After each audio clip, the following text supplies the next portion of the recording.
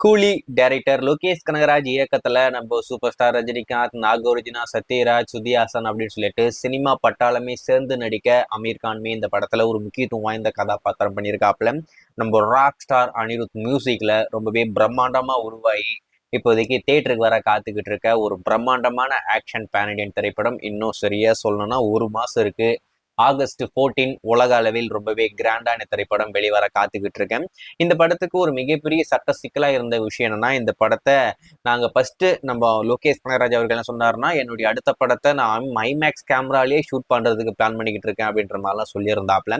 ஆனா அந்த மாதிரி ஷூட் பண்ணல, அது அப்புறப்பட்ட பிரச்சனை. ஏன்னா அந்த அந்த டெக்னாலஜி யூஸ் பண்றதா இருந்த படம் வேற. அந்த படம் ஒரு ஃபேண்டசி திரைப்படம். ஸோ அந்த ஸ்டோரி பத்தி நான் அப்புறமா சொல்றேன். அந்த படத்தை ஃபர்ஸ்ட் பண்ணலாம் அப்படின்ற மாதிரி தான் பிளான் பண்ணாங்க. ஆனா அதுக்கடுத்து அது வேண்டாம், நம்ம வேற ஒன்று பண்ணுவோம்னு சொல்லிட்டு வேற ஒன்று பண்ணி இப்போ கூலியா ரெடி ஆயிருக்கேன்.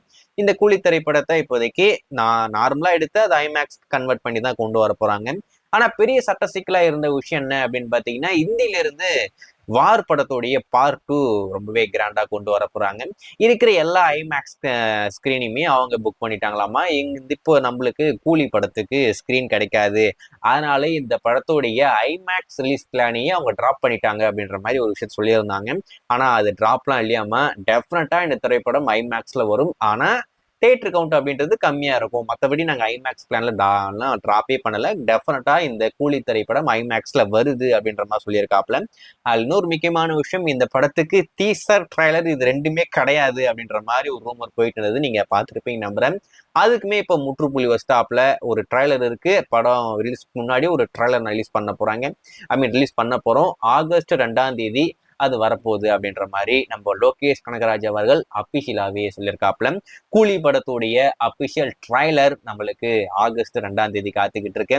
ஏற்கனவே டே பை டே கூலி படத்தோட எதிர்பார்ப்பு அப்படின்றது டபுள் ஆகிட்டே இருக்கு. அந்த ட்ரைலர் வெளிவந்ததுக்கு அப்புறம் வேற லெவல்ல இருக்க போகுது. அதுல மட்டும் எந்த ஒரு மாற்றமே இல்லை. ரீசெண்டா மோனிகா வேற லெவல்ல ட்ரெண்ட் ஆயிருக்கேன். அந்த சாங் வந்ததுக்கு அப்புறம் இன்ஸ்டாகிராம் ரீல்ஸ்ல எல்லா இடங்கள்லயுமே அந்த சாங் மட்டும்தான். ஃபர்ஸ்ட் டைம் கேட்கும் போதே போடுறாங்க உம்மால அப்படின்ற மாதிரி இருந்த ஒரு பாடல் ரொம்ப சூப்பரா இருக்கு. அனிருத் ஒரு மிகப்பெரிய சம்பவம் பண்ண காத்துக்கிட்டு இருக்காப்ல. வெயிட் பண்ணி பார்ப்போம்.